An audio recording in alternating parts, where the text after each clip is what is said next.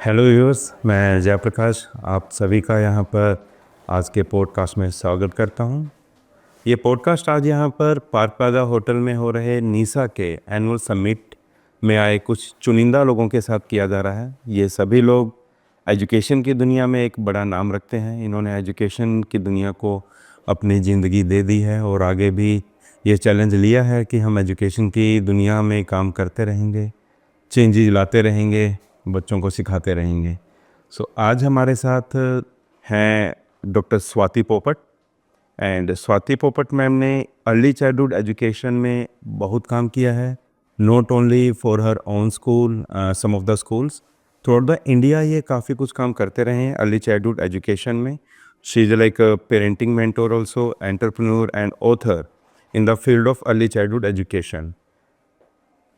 Still अगर मैं ma'am के बारे में बताऊंगा तो पॉडकास्ट का टाइम ओवर हो जाएगा एंड मैं चाहूँगा कि मैम खुद अपने बारे में जो ज़रूरी चीज़ें बता सकते हैं as a parent and students. हमारे जो व्यूवर्स हैं आज के वो पेरेंट एंड स्टूडेंट्स हैं, सो आप उनके अकॉर्डिंग अपना इंट्रोडक्शन दें। नमस्कार। जैसे आपने बताया मेरा नाम डॉक्टर स्वाति पोपट वत्स है और अर्ली चाइल्डहुड यानी कि जो बच्चों की पहले 6 साल होते हैं ज़िंदगी के, उसमें हमारा देश काफ़ी हद तक ध्यान कम दे रहा था। अब तो NEP 2020 में आ गया है कि they are the best years, they are the most important years for brain development. तो बस मेरा काम उसी में है, बोथ पोदार में जहाँ पे मैं प्रेसिडेंट हूँ और अर्ली चाइल्डहुड एसोसिएशन जहाँ की मैं प्रेसिडेंट हूँ। हम देश भर में यही काम कर रहे हैं पेरेंट्स को जागरूक करने के लिए कि ब्रेन का विकास जो होता है वो पहले 6 साल में होता है। तो उसका आप बच्चों को सपोर्ट कैसे दे सकते हो, घर पे क्या क्या कर सकते हो और स्कूल्स को क्या करना चाहिए ताकि जो वो स्कूल्स में कर रहे हैं वो ब्रेन का विकास करे, ना कि ब्रेन डेवलपमेंट को नष्ट करे। तो बस मैं इतना बताऊंगी। तो पोदार किड्स एक बड़ी ही रिनाउंड सोसाइटी है through out the India. Early childhood education में, प्री स्कूल इंडस्ट्री में एक बहुत बड़ा नाम है। पोदार किड की शुरुआत कैसे हुई मैम? तो मुझे इस साल 35 साल हो गए अभी एजुकेशन में, प्री प्राइमरी में। तो 25 साल पहले मैंने पोदार ग्रुप को ज्वाइन किया था। पोदार ग्रुप के पहले प्रेसिडेंट महात्मा गांधी हैं। तो उनकी स्थापना 1927 में हुई थी। दो स्कूल्स बनाई उन्होंने, एक हिंदी मीडियम, एक मराठी मीडियम, और फिर उन्होंने डिसाइड किया कि हम इंग्लिश मीडियम में भी जाएंगे। अब तो उनकी कुछ 170 स्कूल्स हैं पैन इंडिया। कतर में एक स्कूल है, UAE में स्कूल्स है। और मैं उनके साथ जुड़ी कुछ 25 साल पहले, जब उनको एक ऐसा प्री प्राइमरी सेक्शन बनाना था जहाँ पे बच्चों को सबसे ज़्यादा महत्व दिया जाए, ना कि करिकुलम को, ना पेरेंट्स को, ना टीचर्स को। तो मैंने एक फिलॉसफी बनाई उनके लिए जिसका नाम है kiducation, which means education from the point of view of the child. हम एजुकेशन बोलते हैं बट हम हमेशा सोचते हैं कि पॉलिसी क्या कहती है, गवर्नमेंट क्या कहते हैं, पेरेंट्स क्या कहते हैं, टीचर्स क्या चाहते हैं। ये है किड्यूकेशन। तो वहीं से शुरुआत हुई और अब तो उनके कुछ 450 प्री स्कूल्स है, जैसे मैंने कहा 170 हाई स्कूल्स है, सारे बोर्ड्स के स्कूल्स है, ज़्यादातर CBSE है, बट IB, कैम्ब्रिज, ICSE सब है। ओके, सो जैसे कि हमने सुना कि पोदार किड्स के कितने स्कूल्स हैं, not only in India, throughout the world they are working. And one word that impacted me to be very frank, education जी। कई बार किसी भी इंटरव्यू में, साक्षात्कार में हमें कुछ ऐसी चीज़ें सुनने को मिलती हैं जो कि हमारी ज़िंदगी में शायद पहली बार होती है। मैं ये एक्सेप्ट करता हूँ कि ये वर्ड मैंने ज़िंदगी में पहली बार सुना है, हालांकि मैं खुद भी एजुकेशन का पार्ट हूँ कहीं ना कहीं। सो एजुकेशन को स्कूल्स अपने स्कूल में कैसे इम्प्लीमेंट करें मैम? सो बेसिक ट्रेनिंग हमारी शुरू होती है टीचर्स के साथ।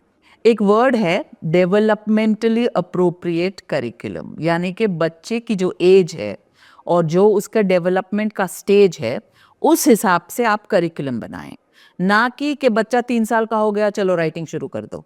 वो बच्चा रेडी है, उसके जो फिंगर मसल्स है वो रेडी है, इसको कहते हैं डेवलपमेंटली अप्रोप्रिएट करिकुलम। वही फाउंडेशन है एजुकेशन का। और वहाँ हम शुरुआत करते हैं पहले तो टीचर्स को, क्योंकि टीचर्स आई है एक बहुत पुरानी व्यवस्था से। हम जो बड़े हुए हैं, बहुत पुरानी व्यवस्था थी, तो उनको अनलर्न कराना पड़ता है, फिर रीलर्न कराना पड़ता है। फिर पेरेंट्स से वर्कशॉप्स करते हैं, हम उनको समझाते हैं कि ब्रेन को एक एक माहौल चाहिए होता है जहाँ पे ब्रेन खुश रहे। अगर ब्रेन खुश है तो ब्रेन लर्न करेगा, अगर ब्रेन ना खुश है तो वो कंसंट्रेट नहीं कर पाएगा, फोकस नहीं कर पाएगा, और मेमोरी तो भूल ही जाओ। तो इसलिए ये दोनों चीजें हम साइड बाय साइड रखते हैं, तब एक करिकुलम जाके बनता है, और तब एजुकेशन का सही मान्य में इम्प्लीमेंटेशन होता है। तो जैसा कि आपने कहा कि टीचर्स को भी पहले कंट्रोल ऑल्ट डिलीट करना पड़ता है, उसके बाद दोबारा से उन्हें चीज़ें सिखानी पड़ती हैं। Still they are in your hands, आप उन्हें कुछ भी बदलाव कराना चाहे कर सकते हैं। पर सेकंड फेज आपने बताया कि पेरेंट को भी एजुकेशन के बारे में समझाना पड़ता है कि ये इम्पैक्ट कहाँ आ रहा है, आपको नज़र नहीं आ रहा, but it is impacting somewhere in the brain of the child.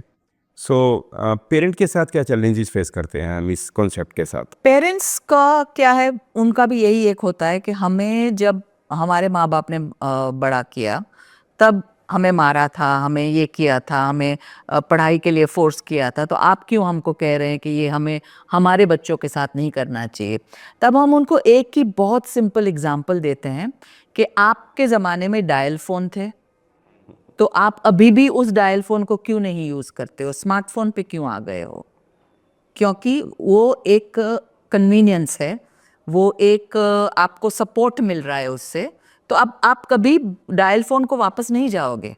तो एजुकेशन और पेरेंटिंग में भी यही है कि आप डायल फ़ोन पे थे, अब आप स्मार्ट पेरेंटिंग पे आ जाइए, कि अब अपने पास इतना रिसर्च है, तो आप क्यों ये चाहते हो कि ये जो पुरानी प्रैक्टिसेस थी, पुरानी परंपरा थी, जो अच्छी नहीं थी, ऐसा नहीं है कि सारी पुरानी परंपराएं अच्छी नहीं होती है, बिल्कुल। जो अच्छी नहीं है बच्चों के लिए, उसको हम त्याग दें और स्मार्ट पेरेंटिंग पे आ जाए।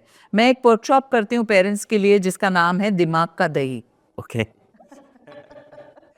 क्योंकि पेरेंट्स क्या है, कभी कभी बहुत बहुत ही अपसेट हो जाते हैं, फ्रस्ट्रेटेड हो जाते हैं, तो हमें उनका भी पॉइंट ऑफ व्यू समझना चाहिए। और आज तो आपने देखा होगा, दोनों पेरेंट्स काम करते हैं, जॉइंट फैमिली रही नहीं है, तो पेरेंटिंग एक हिसाब से दिमाग का दही कर देता है। तो आपको क्या करना है जब आप ऐसे सिचुएशन में आ जाए, तो एक जब आप सिंपल स्टेप देते हो पेरेंट्स को और उनको सपोर्ट करते हो, तब पेरेंट्स बदल जाते हैं, पेरेंट्स आपके साथ हो जाते हैं। सो वक्त काल परिस्थिति के हिसाब से चीज़ें बदलनी चाहिए, चीज़ें बदली जा रही हैं, जो स्कूल के ओनर्स हैं वो उसे बदल रहे हैं, पर कहीं ना कहीं हमें कोऑपरेशन नहीं मिल पा रहा। सो इस बात से क्लियर हो जाता है कि हमें पेरेंट के कोऑपरेशन की काफ़ी ज़्यादा रिक्वायरमेंट है according to the time, ma'am ने बता दिया। And it's really like helpful to us and to all the schools. Basically, I am here and the podcast is here for the student, parent and schools also. Ma'am is here from a different organization and the podcast will run in the different organizations also. So it will be somewhere helpful for them also कि वो अपने parent को भी बताएं कि जो challenges Haryana में face हो रहे हैं वो साउथ में भी हैं, पेरेंट वही है, बच्चा वही है। सो पेरेंट्स समटाइम्स अगर स्कूल ओनर्स ये बातें बोलते हैं तो उन्हें लगता है कि नहीं नहीं स्कूल ओनर्स अपने बिहाफ पे बोल रहा है, बट सबके साथ ये चैलेंजेस हैं। हम आपस में कनेक्टेड क्यों हैं? हम आपस में कनेक्टेड सिर्फ उस बच्चे की वजह से हैं। हम भी बच्चे का पॉजिटिव चाहते हैं, पेरेंट भी बच्चे का पॉजिटिव चाहते हैं। सो हमें सिर्फ आपस में कोऑपरेटिव वर्क की रिक्वायरमेंट है। एब्सोल्युटली। सो मैम, आपके एजुकेशन के टाइम पे जब आप ने अपनी एजुकेशन ली, उस टाइम भी आपने सोचा होगा कि कुछ ऐसी चीज़ें जब मैं स्कूल रन करूँगी, तो शायद उस वक्त ये चीज़ें ध्यान में नहीं होती कि मैं भी कभी स्कूल रन करूँगी। सो कुछ चीज़ें मैं अपने स्कूल में करूँगी, तो ऐसी कौन सी चीज़ें हैं जो आपने अपनी एजुकेशन टाइम की वजह से इस एजुकेशन सिस्टम को दी? तीन चीज़ें जो हमारे सिस्टम में थी जब हम बड़े हुए। एक तो था इंक्लूसिव एजुकेशन नहीं था, कि जो बच्चों को डिसलेक्सिया है या स्पेशल नीड्स है, उनको हम अलग रखते थे। ओके। अलग स्कूल में हमको ये पता ही नहीं था कि उनकी क्या प्रॉब्लम्स है, उनको कैसे मेन स्ट्रीम एजुकेशन में लाया जाए। तो वो हमने किया पोदार में ओके कि हम इंटरव्यू नहीं लेते हैं बच्चों का, हम फर्स्ट कम फर्स्ट जो एडमिशन की पद्धति होती है वही फॉलो करते हैं। तो फिर अगर बच्चे का स्पेशल नीड्स है, कुछ भी है, तो वो स्कूल की रिस्पॉन्सिबिलिटी है। आप जब इंटरव्यू लेते हो आप तो बेस्ट ही सिलेक्ट करते हो, वो तो तो फिर आप स्कूल कैसे बने? स्कूल कैसे बना? आप तो सिलेक्शन कर रहे हो, तो आप स्कूल नहीं हो, दैट मीन्स आप में कॉन्फिडेंस नहीं है हर तरह के बच्चों को एजुकेशन देना। वो पहली बात थी। दूसरी बात थी कि मारना, बच्चों को मारना एक बहुत ही एक्सेप्टेड नॉर्म है हमारे कंट्री में। पेरेंटिंग में भी, स्कूलों में भी, हमें भी मारा गया था। और मारने से क्या होता है, आप उस सब्जेक्ट को हेट करते हो। काफ़ी लोगों को ये पता नहीं है। मैथ्स के सर ज़्यादा मारते थे, पीटी के सर ज़्यादा मारते थे। मैथ्स का आपने देखा ही है माहौल हमारे कंट्री में, हर एक बच्चा, हर सेकंड बच्चे को मैथ्स अच्छा नहीं लगता है। तो जो भी टीचर मारता है वो सब्जेक्ट से आपको नफरत होने लगती है। तो आप कहीं ना कहीं बच्चों के लर्निंग से इंटरफेयर करते हैं। जैसे मैं मैथ्स में फेल होती थी और अब मैंने मैथ्स पे एक बुक लिखी है। ओहो तो आप देखिए कि अगर अच्छी तरह आप छोड़ो किसी को अच्छे माहौल में, तो मैथ्स तो एक्चुअली मेरा अभी फेवरेट सब्जेक्ट है और उसी में मैं स्कूल में फेल होती थी। तो वो एक दूसरी बात है। और तीसरी बात जो है वो है कि पेरेंट्स को रिस्पेक्ट दिया जाए। हम यूजुअली स्कूल्स में कहते हैं कि पेरेंट्स ने फ़ी दे दी, अभी आप बाहर रहो, अब आप मत आओ स्कूल में। पेरेंट्स को उतना ही रिस्पेक्ट मिलना चाहिए क्योंकि उन्हें पता है बच्चा घर पे कैसा है। तो आप पार्टनर्स हुए पेरेंट्स के साथ, ये नहीं कि पेरेंट्स सिर्फ फी देने के लिए आए और उसके बाद बस हम जानते हैं हमें क्या करना है आपके बच्चे के साथ। तो ये 3 चीज़ जो थी वो डेफिनेटली मैंने इम्प्लीमेंट की है और अर्ली चाइल्डहुड एसोसिएशन में भी ये हमारा एक फाउंडेशन है। मैम ने अभी 3 बातें बताई, उनमें से किसी भी बच्चे को अगर कोई स्पेशल रिक्वायरमेंट है एजुकेशन में, so without into any of the interview admission लिए जाते हैं मैम के ऑर्गेनाइजेशंस में, and according to their requirement हम उन्हें सर्विसेज देते हैं। एक बात होना चाहिए, सभी स्कूल्स में ही होना चाहिए, क्योंकि अगर आप बेस्ट ऑफ स्टूडेंट्स का एडमिशन लेंगे तो वह ऑब्वियस रिजल्ट्स तो बेस्ट ही आएंगे। सो क्वालिटी की उसमें हमें स्कूल साइड से इतनी रिक्वायरमेंट नहीं रहेगी। सेकेंड इज़ कि बच्चों को हिट नहीं करना चाहिए, मारना नहीं चाहिए। और ये ओनली थ्योरी नहीं है, बिकॉज ऑफ कि मैम ने अपना पर्सनल एग्जांपल दे दिया है। अब इन्होंने मैथ्स के ऊपर बुक्स लिखी हैं और किसी टाइम पे इन फ्रंट ऑफ कैमरा भी मैम को बिल्कुल भी मैंने देखा, मैम के चेहरे पे बिल्कुल भी कोई शिकन नहीं थी एक्सेप्ट करने की मैं कभी किसी टाइम पे मैथ्स में फेल हुई हूँ। एंड आज मैं मैथ्स की बुक लिख रही हूँ, मीन्स स्किल्स तो थी जी, ये हमें मानना पड़ेगा, स्किल्स थी, बट जस्ट बिकॉज ऑफ कि उस पर्टिकुलर टीचर का इम्पैक्ट कैसा आया स्टूडेंट के माइंड पे, उस टाइम मैम एक स्टूडेंट ही थी और ये उससे कहीं ना कहीं डिस्ट्रैक्ट हो गए। सो एक मैसेज यहाँ से टीचर्स के लिए भी है। सो मैम का नंबर गूगल पे बड़ा इजीली अवेलेबल है, आप इन्हें मेल कर सकते हैं, टेक्स्ट कर सकते हैं चीज़ें जानने के लिए। सो प्लीज़ आज के इस पॉडकास्ट से मुझे लगता है एक बड़ा मैसेज जो हमारे टीचर्स को मिल जाए कि मेक सम गुड एटमॉस्फेयर। एक अच्छा हेल्दी एटमॉस्फेयर होना चाहिए, लविंग एटमॉस्फेयर होना चाहिए, जिसमें बच्चा एटलीस्ट उस क्लास में आना चाहे। वो परफॉर्म अच्छा कर रहा है नहीं कर रहा है, बट वो उस क्लास में आना चाहे। एंड उसके बाद मैम एक क्वेश्चन होगा, जैसा कि आज यहाँ पर निशा का एनुअल समिट हो रहा है, आप काफ़ी टाइम से निशा के साथ जुड़े हुए हैं, तो निशा के साथ कैसे जुड़े और ये जर्नी कैसी रही अभी तक की? तो निशा के साथ हम जुड़े कुलभूषण जी की वजह से। उनसे जब पहली बार मुलाकात हुई थी तो बहुत इम्प्रेस हो गए थे हम, और मैं स्पेशली, क्योंकि जिस तरह से वो जिस शिद्दत से काम करते हैं और उनकी जो पूरी टीम है, आप सब लोग, बहुत अच्छा लगता है देख के कि इतने आप सपोर्ट करते हैं स्कूल्स को, और स्पेशली स्कूल्स को जब भी मदद की ज़रूरत होती है आप सब लोग होते हो, स्कूल्स के लिए होते हो और अपना वक्त निकालते हो, कभी भी रात को भी, और ऑन द फोन कॉल होते हो। तो वो हमें बहुत ही अच्छा लगा कि एक डेडिकेशन है, एक कमिटमेंट है और एक नॉलेज है कि किस चीज़ में क्या करना चाहिए और कैसे करना चाहिए। तो मैं मानती हूँ कि जो निशा काम कर रही है वो बहुत ज़रूरी है, और I wish Nisha all the best कि और बढ़े और स्कूल्स जाने निशा के बारे में। और आप सब लोग के बारे में, और आप सबसे जुड़े, ताकि एजुकेशन में पेरेंट्स और स्कूल्स साथ में मिलकर गवर्नमेंट को भी कभी कभी राह दिखा सके कि राइट क्या है और रॉन्ग क्या है।